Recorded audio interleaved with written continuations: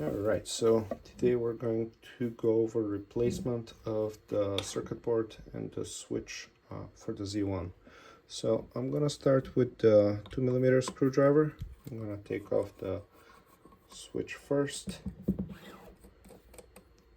put the little screw aside, switch goes out, and then it unplugs, and the switch is out.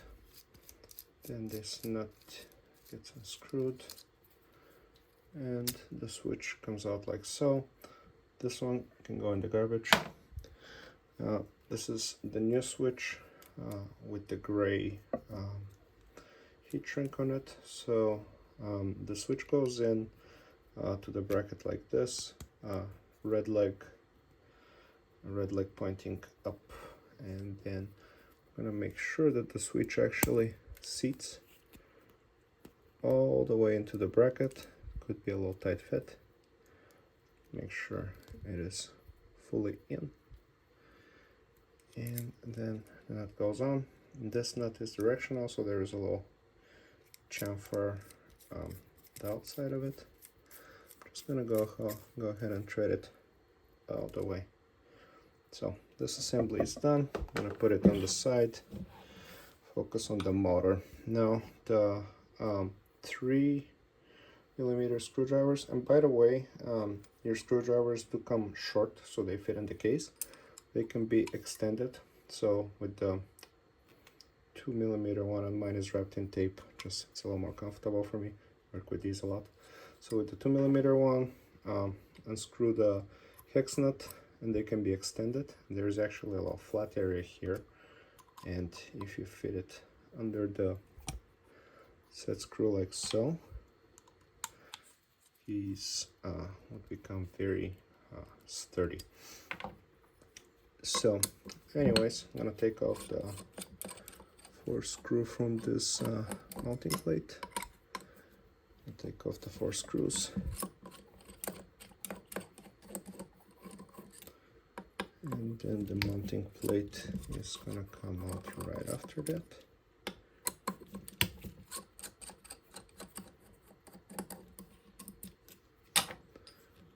And I'm just gonna pull that up. It's a pretty tight fit, so give it a tug and it's gonna come right out. So the mounting plate is out. Now we have the circuit board. I'm gonna unplug the extension for the ionizer, put it next to the switch. I'm gonna unplug the motor. Note the motor clips with the clip pointing towards the inside. And now there are 2 screws that hold the circuit board, one here, one here. These have a 2mm head, so I'm gonna go ahead and take them off.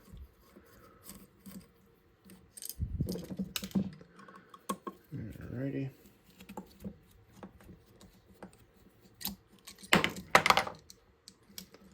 And the circuit board is out. I'm gonna toss this one in the bin as well. And then the PCB shield is gonna come out. There's nothing wrong with the PCB shield, just the new ones have a little cutout. That just makes assembly a little easier. And the burrs are here from the laser that we cut them with. They're not actually burns from the PCB. Either way, I'm gonna use this moment to inspect everything. See that the rubber on the gearbox is a little messed up. I'll fix that, and I'm gonna get back to the assembly.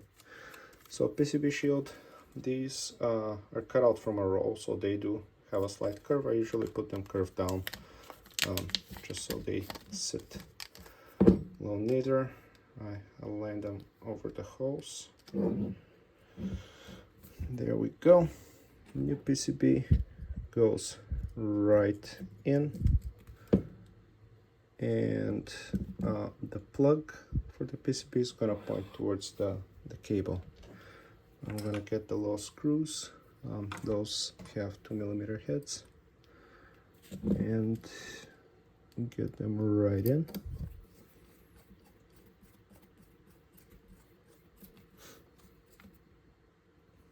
Give them a good tighten. second screw goes right in as well, and your PCB is in.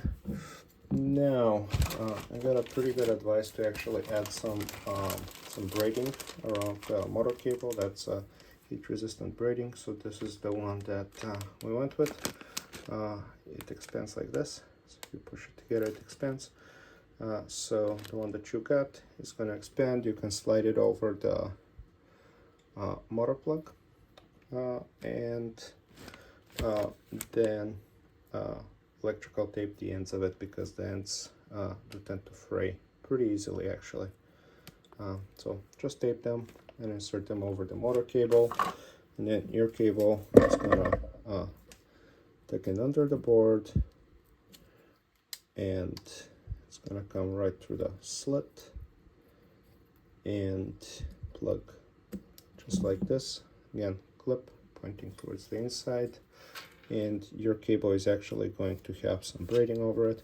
The braiding is really necessary over the top part, the one that's sticking out over the board.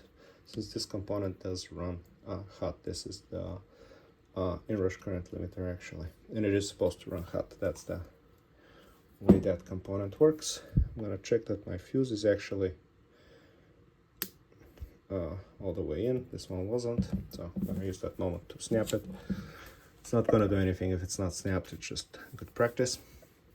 And I'm gonna plug in the anionizer extension cable, and I'm gonna get the mounting plate over. Actually gonna remove the screws from it, and the mounting plate goes in like so, and this part over here holds the power plug, and it is in. If it doesn't slide under the power plug, just give it a little bump and it's gonna go right in. Now the 4 screws are gonna go in with the 3mm screwdriver, and I usually crisscross. I always crisscross my screws actually. I'm gonna do these two, and then I'm gonna do the other two.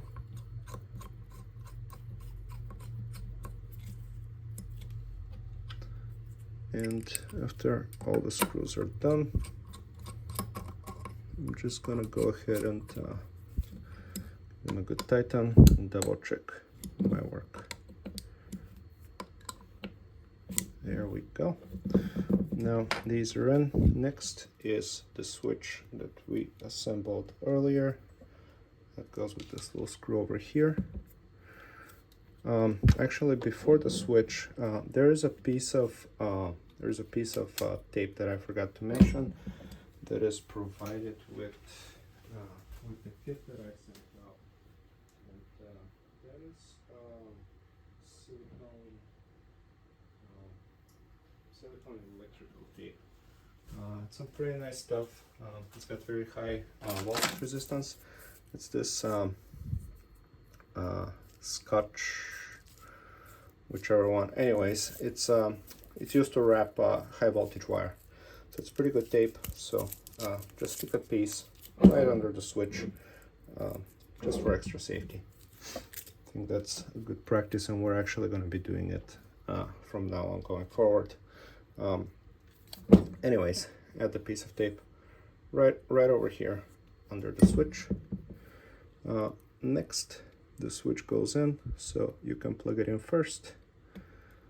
Plugs in like this, and now this black wire is gonna tuck right over there. The red wire is gonna go under the switch like so, and then switch slides right in.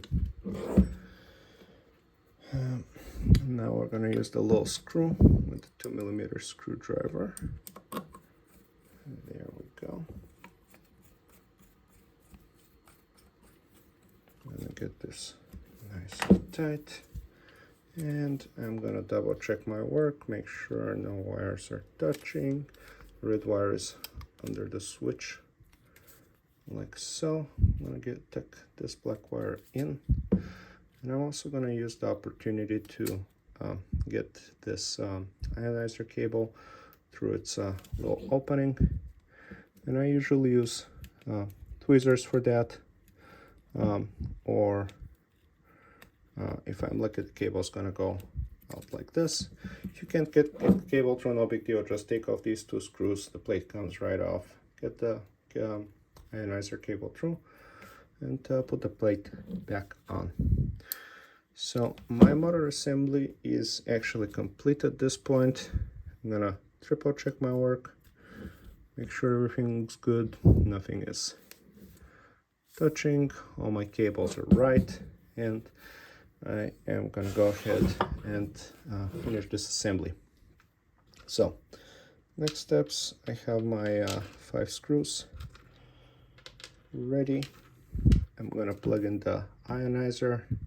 Can be plugged in only one way, and then I'm gonna fish it back through this hole. And again, you can use tweezers. For this operation, I'm going to use a nifty set of needle nose pliers. Just be careful with the cables, be gentle with them. There we go. So cable goes right through. Make sure the cable is in this slot. Try not to pinch the cable, very important.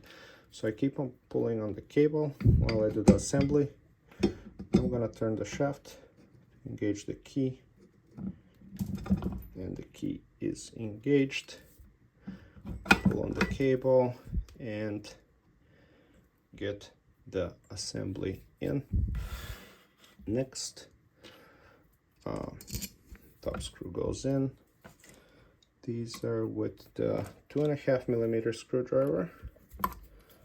So I'm gonna get this guy most of the way in, holding the motor with one hand, not fully tighten it. I'm gonna get the side ones in. I'm gonna do the bottom one on each side first, most of the way in, and then the other side.